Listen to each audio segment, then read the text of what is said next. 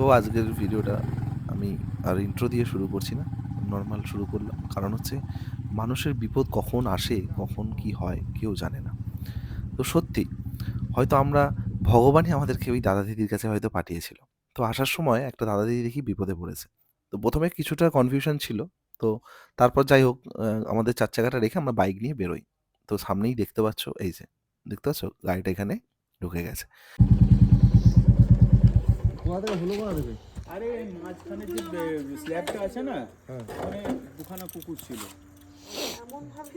এবার ওটাকে বাঁচাতে গিয়ে হসপিটালাইজড হয়েছে, তাই হসপিটালে ভর্তি। বাড়িতে বৌদি আর বাচ্চাটা একটা মানে প্রাকৃতিক ভাবে ফেসে গেলেন।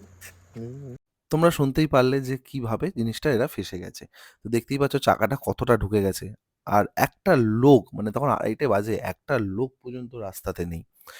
আর আমাদের আজকে এই রাস্তা দিয়ে যাওয়ার কথা ছিল না, ছিল অন্য রাস্তা দিয়ে। হঠাৎ কি মন গেল আমার, এই রাস্তা দিয়ে আমি ঢুকেছি। তো তো দেখতেই পাচ্ছ, এবার আমরা তোলার চেষ্টা করব।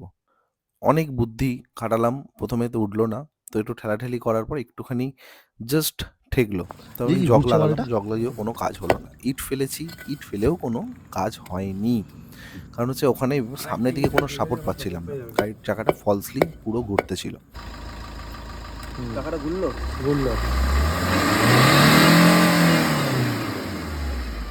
তারপর শোভনকে ডাকার পর শোভন চলে আসে। শোভন এসে পুরো ব্যাপারটা বুঝে ও লাস্ট ফিনিশিং গাড়িটা তুলে দেয়।